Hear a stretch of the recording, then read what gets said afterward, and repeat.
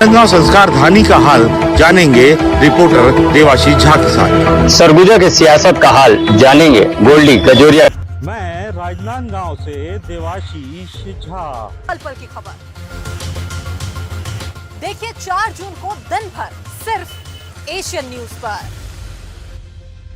और छत्तीसगढ़ के उप मुख्यमंत्री से हमारे सहयोगी ने खास बातचीत की है, सुनाते हैं आपको। हमारे साथ गृह मंत्री विजय शर्मा। राजनांदगांव लगभग भाजपा जीत चुकी है और बहुत बड़ी जीत है। एक बड़ा मुकाबला था, भूपेश बघेल एक तरफ से, संतोष पांडे दूसरी बार लड़ रहे थे। बताइए। भारतीय जनता पार्टी की जीत राजनांदगांव लोकसभा में भी हुई है और प्रदेश में भी हम 10 सीटें तो स्थिर तौर पर जीत चुके हैं और एक सीट पर थोड़ी अभी और जद्दोजहद बाकी है। देश में भी तीसरी बार माननीय नरेंद्र मोदी जी प्रधानमंत्री बनने जा रहे हैं। देश के दूसरे नेता है जो तीसरी बार प्रधानमंत्री बनने जा रहे हैं। स्पष्ट बहुमत के साथ एनडीए की सरकार बन रही है और ये बड़े खुशी का समय, बहुत खुशी का समय है। उत्तर प्रदेश और महाराष्ट्र ऐसे 2 ही राज्य हैं जहां पर हम पीछे रह गए थोड़ा, वो हमारे लिए एनालिसिस का विषय है। और अरुणाचल प्रदेश और उड़ीसा में राज्यों की सरकारें भाजपा की बनी, यह भी बड़े खुशी का विषय। क्या क्या कारण मानते हैं कि ये जो एक तरफ पूर्व सीएम थे, ओबीसी नेता थे, किसान नेता भी माने जाते थे कांग्रेस के, क्या कारण है उनकी हार का? नहीं, अभी उनके नेतृत्व में प्रदेश की सरकार भी थी जिसको जनता ने उखाड़ कर फेंक दिया। वही फिर से चुनाव के मैदान में थे, तो आकलन तो जनता का तो वैसे ही रहता है, इसलिए उस पर निर्णय किया गया है। काफी अपराधी हैं, बहुत सारे मामले हैं, क्या इन 4 सालों में सभी को दोषियों को सजा मिले?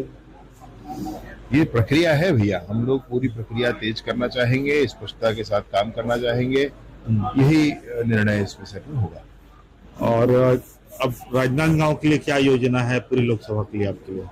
आप लोग जैसा बताएंगे वैसी योजना करेंगे। राजनांदगांव के मूल निवासियों की भावनाओं के अनुरूप काम किया जाएगा। बात करने के धन्यवाद।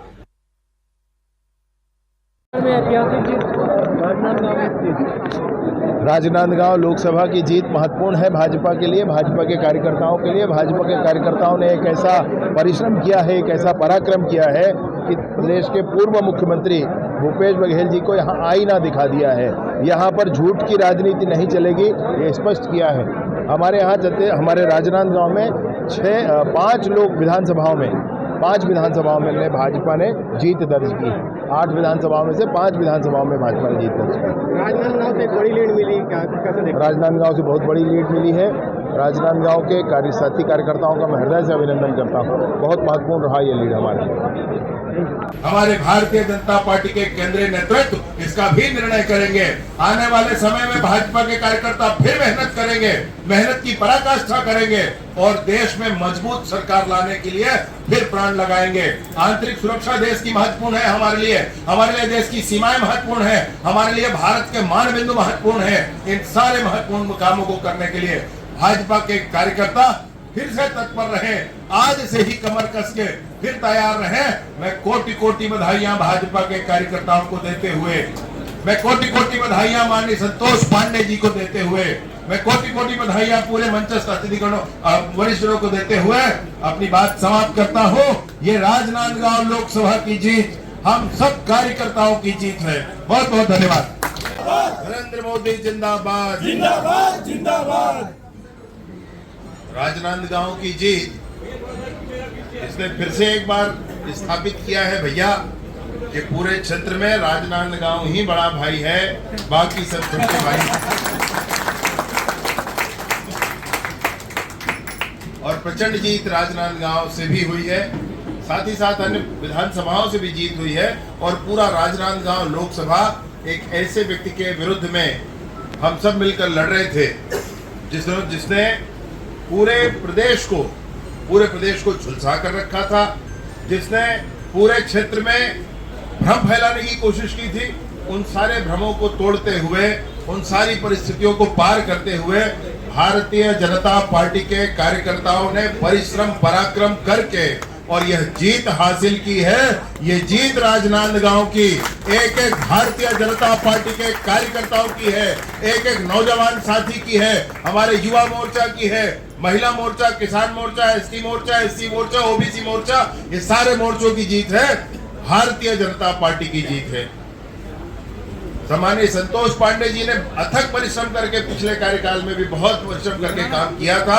आने वाले इस कार्यकाल में समूचे 5 वर्ष तक पूर्ण सक्रियता के साथ वो हम सब के बीच रहकर और अथक परिश्रम करके काम करेंगे, ये पूरा हम सभी को विश्वास है। मैं राजनांदगांव के साथ साथ पूरे प्रदेश में 11 में से 10 सीटें जीतकर स्पष्ट हो गया है कि छत्तीसगढ़ में भी क्लीन स्वीप मिला है। छत्तीसगढ़ में जो स्थिति हम सोचते थे, बस थोड़े ही वोटों से एक सीट अभी स्थिति स्पष्ट नहीं हो पा रही है, बाकी 11 में से 10 सीटें भारतीय जनता पार्टी ने जीती है। छत्तीसगढ़ की जनता ने माननीय नरेंद्र मोदी जी से जो वादा किया था, वो वादा छत्तीसगढ़ की जनता ने निभाया है उनके साथ। मैं निवेदन पूर्वक एक बात और कहना चाहता हूं कि समूचे देश में भी 300 की संख्या के साथ भारतीय जनता पार्टी की स्पष्ट बहुमत की सरकार बन रही है। तीसरी बार देश के प्रधानमंत्री माननीय नरेंद्र मोदी जी बन रहे हैं। ये देश के दूसरे नेता हैं जो तीसरी बार प्रधानमंत्री बनेंगे। देश में आज तक कोई और नहीं बना है लगातार तीसरी बार प्रधानमंत्री। आपसे निवेदन पूर्वक इस बात को कहना चाहता हूं कि तीसरी बार ये जो सरकार बन रही है, इसमें उड़ीसा जैसे बड़े राज्य में भी भाजपा की सरकार बनी है। 25-30 सालों के बाद ये वहां सरकार बदली गई है और भारतीय जनता पार्टी की सरकार बनी है। अरुणाचल प्रदेश में भाजपा की सरकार बनी है।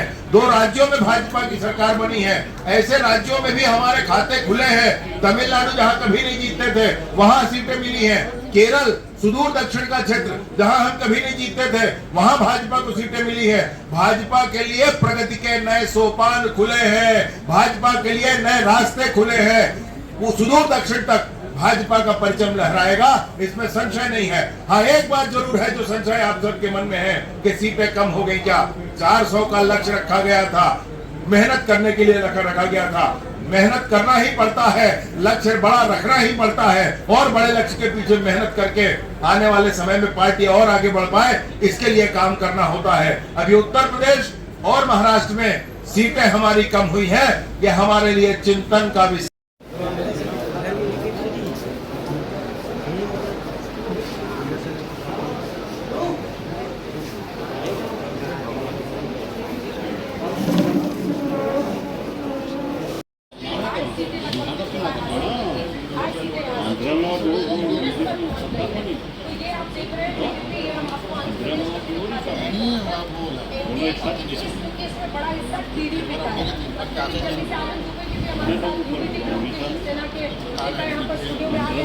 लेकिन हम आपको दिखाना चाहते हैं कि एक बार इंडिया गठबंधन के पक्ष में आएंगे, बहुमत आएगा। दूसरी बात ये कि ये वक्त बहुत निर्णायक है, बहुत महत्वपूर्ण। अंतिम समय में जब काउंटिंग हो रही होती है,